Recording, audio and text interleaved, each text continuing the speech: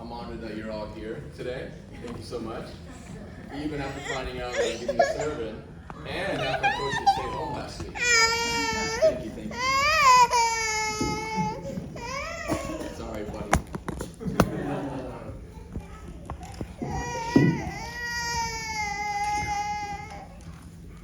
I'm here today because apparently I told Spase that if he gives a sermon, then I'll give one. And I have no recollection of this event, and even if I did, I didn't think he would do it. So give it up for Spase.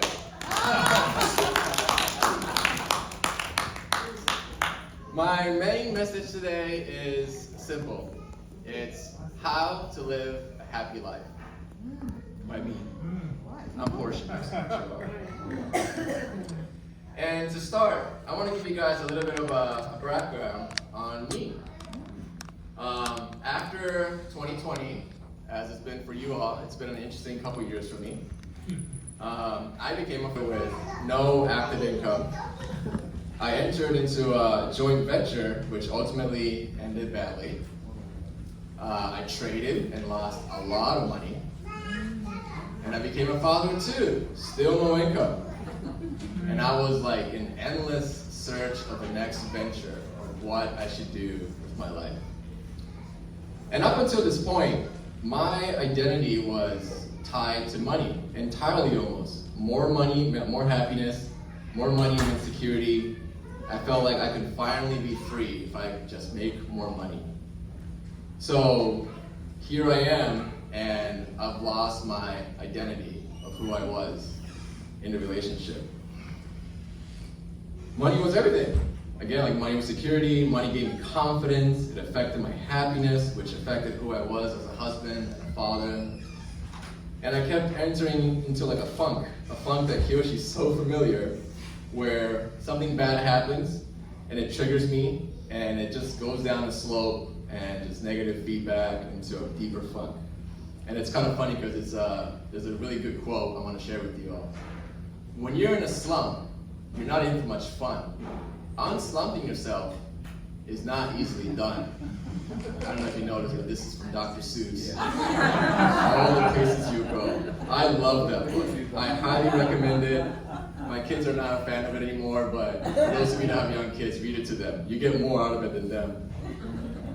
So, I need to unfunk myself. So I eventually got myself a therapist, and boy, it was so frustrating because I kept telling her all the issues I have in my life, and I feel like she kept making it more internal.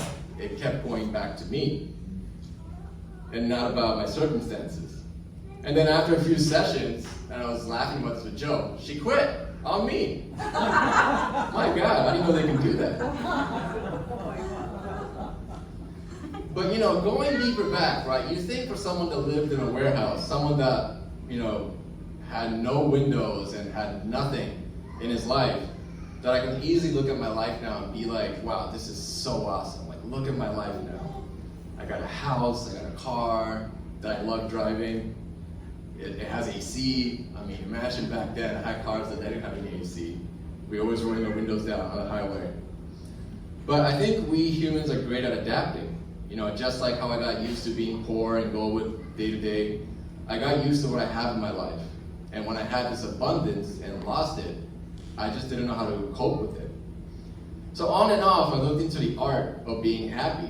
I listened to podcasts, I got a therapist, and it's funny, I kept coming across similar answers everywhere I went, which again was also frustrating. But I'm gonna read this to you. I'm about to turn around, so I can't read that far. The secret of happiness revealed by a Harvard study. Happiness comes from choosing to be happy with whatever you do, strengthening yourself, strengthening your closest relationship, and taking care of yourself physically, financially, and emotionally. I don't know if you guys caught the biggest aha or the key phrase of this. I'll bold it for you. Happiness comes from choosing to be happy. And it clicked. It's all about the mindset. It's all in the mind. My biggest obstacle to overcome happiness was one thing. Just be grateful. And unfortunately for me, it's hard to be happy. I have a lot of insecurities, and growing up poor and alone did a bit of a toll on me. But it's not really about circumstances or what we have in our life. It's really about gratitude. And whatever it is that you're experiencing or have, it could always be better. But why focus on it? Why not focus on what you have today? And I remember reading a story about this New York City millionaire that made his money selling onion peelers. And I swear this is his quote, I couldn't find it, but it's not doing what you love. It's about loving what you do. And he was a very charismatic guy, just made it his life to be happy and to sell onion peelers in a street corner as a vendor. What a life. And it's funny, I just went down this path just preparing for the sermon, and then we have this new chat AI called ChatGPT, and I'm like, you know what, for the fun of it, I'm gonna ask it, how do you be happy? And sure enough, even the AI knows. Cultivate gratitude. And I need to edit that, that's the actual screenshot. And to be honest, one of the biggest things that I should be grateful for in this is this community. The Miami church community. I was trying to find an older picture, but they're all not good quality, so this is the best I can do. Yeah, you know, growing up was tough, but it was those in the community who took really great care of me and my parents, and I'm so thankful and grateful for them. You know, it was the Ishidas that hosted us for months when we first came into the country, when we were trying to plant our feet. And poor Yas, who kept being pulled in his class to translate for me because we went to the same middle school. And Oshenko family, who took my parents and I, and even after my parents left, who still looked great care and still looked great care after me. Especially Uncle Peter, who just kept on encouraging me to give it all I got and to entertain my random entrepreneurial business ideas. I'm so grateful for that. And for Gunter, who out of the blue, this was in, I think, God's Day, we were just in the ocean. I think I was swimming by myself. He came up to me and he said, hey, what are you planning on doing? And back then, I was just a Japanese citizen here on a temporary visa. I didn't have rights to get a job, and I told him, you know, I think I have to go back to Japan to make my life. And him just being curious said, you know, your biological mom's American. I think you can get a citizenship. I brushed it off, and he kept pushing it, and he got me in touch with an immigration lawyer who helped me get my U.S. citizenship. And it just snowballed, it really did snowball from there, and I really appreciate that. So those are grand gestures that I mentioned, but there's many, many small ones, you know, whether it be as simple as dinner in your home, and you guys playing with my kids and saying hello, and you guys living what we preach about. You know, I don't always say this out loud, but I notice it, especially for those of you that don't have kids in the church, but you're still very close to them, very in touch with them. I get a lot out of that, and it's very inspirational. And if you're someone that owns a business, you know, being an immigrant and making a life for yourself, I just realized I'm reading this, Tony fits both of these. And again, yeah, raising a family and still being close to your kids. It doesn't have to be grand, and you may not always get credit for your selfless act, but any small gestures goes a long way. Maybe not immediately, but I do think about it, I do notice it. I'm grateful and I'm thankful for all the efforts you guys made, no matter how big or how small. And if I could, I really want to encourage you to keep going. You know, it was Laura Hayashi who encouraged me to buy drums using church funds from the community. And for the first time in my life, at 18 years old, I finally got my drum set. And look where we are. I love it. And it was Richard Hayashi, I remember, who stopped me and commented on my character many, many years ago, but I still think about that moment randomly.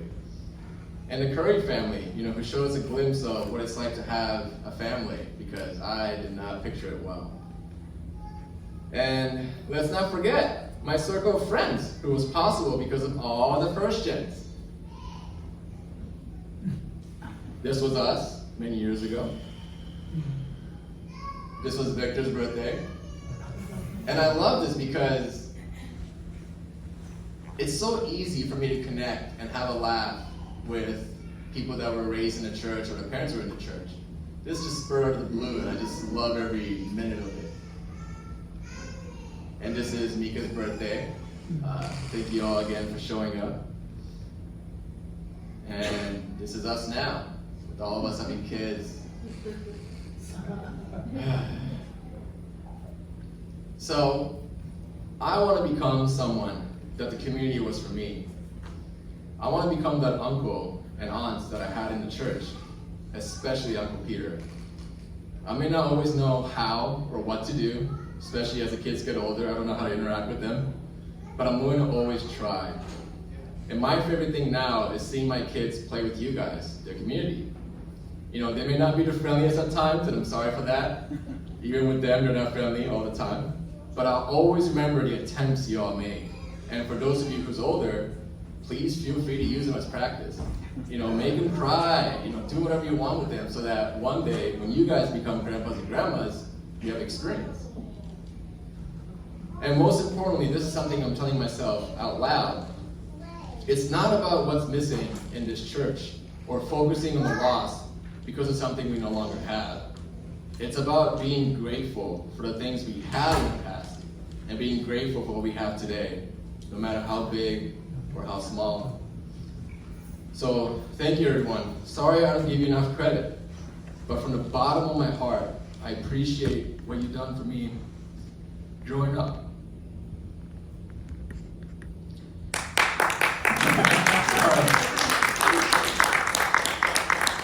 I really appreciate what you do with my kids, and I hope to be able to contribute and become uncles and aunties that I had growing up here.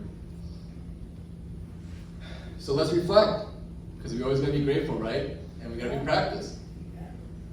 I became a father. Oh, sorry. So let me go back in it, right? After 2020, it's been an amazing couple years for me. I became a father.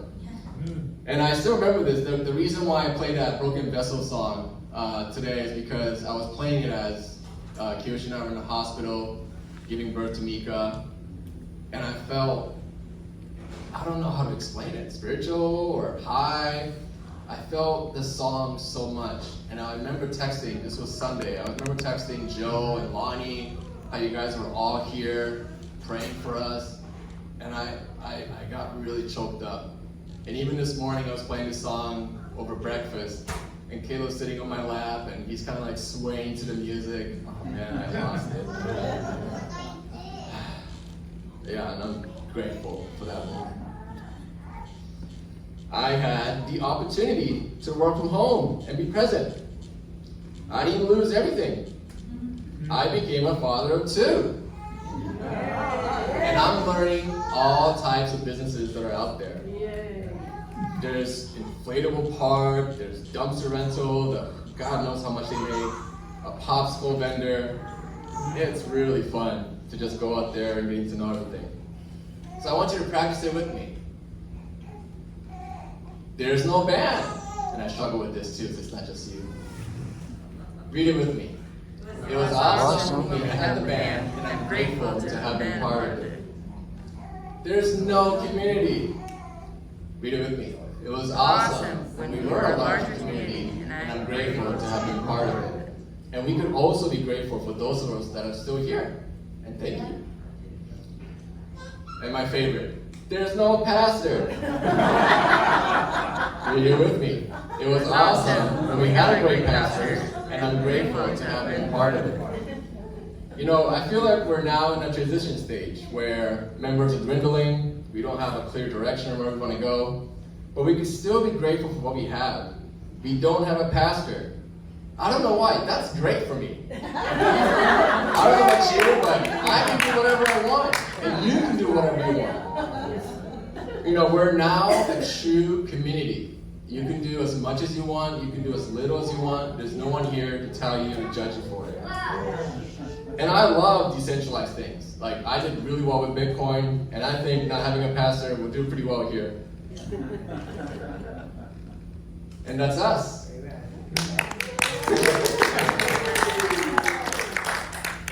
So, you know, as I had no job and no business to work on, staying at home was awesome, but a lot of times it was overwhelming.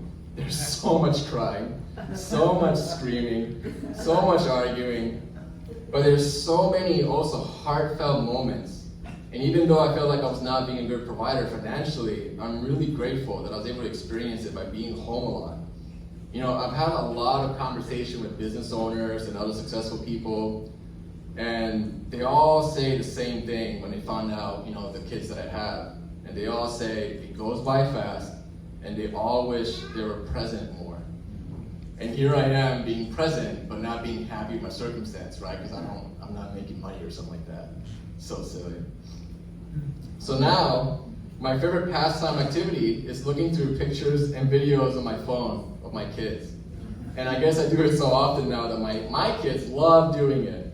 Especially Caleb, who will go out there, find my phone, grab it, come to me, sit on me, grab my hand, and start like trying to open the phone and playing videos of him having a great time.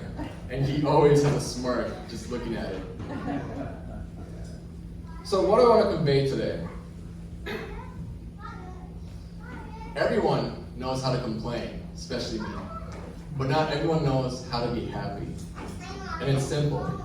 You want to be happy, be grateful. Simple as that. Be grateful for what you have. And again, this is not much of a preach, but me just telling myself out loud because I struggle with it probably the most. Be grateful for what you have, no matter how big or how small. Because more money and more things doesn't automatically make you happy. I say this out loud and I'm still learning it today. So practice it with me this week. It's an uphill battle, again, especially for me. But next time you catch yourself complaining about something, spin it around and just think of being grateful for it. And I want to include a True Father's quote from Joe, because I'm so lucky to have someone that's really immense into it. And it's funny, we still record sermons every week and post it on YouTube. And I always tell them to make sure to summarize it 1 page, and here I am at 6 pages. So, here's what he said. Whoever can feel grateful in the midst of impossible circumstances will find himself in the highest place. Wow. Just wow. That's pretty good. So, that's what I'm going to leave with you today. It's not about reminiscing on things we don't have. It's not about complaining. It's about just being grateful for what we have. And again, I'm really grateful for you guys. And I'm sorry I don't give you enough credit for it. And now you can be grateful that my sermon is over. Please join me in prayer. Dear Heavenly Father, thank you very much for today. And thank you so much for planting my family here in the Miami community. There's so much ups and downs, but my God, I really benefited growing up here in this community with all the uncles and aunties I had in my life. And I mean it when I say that I want to become those uncles and aunts in this community in whatever capacity that I can do. So please be with us, please be present. I won't ask you for anything, and just watch me try to replicate what I had in my life to our future generation. I pray in gratitude, I pray and thank you for everything you've given me, my family, and us in this community. And I pray for all this in my name, Fortunate Mitsuishi. Bless your family. Adieu.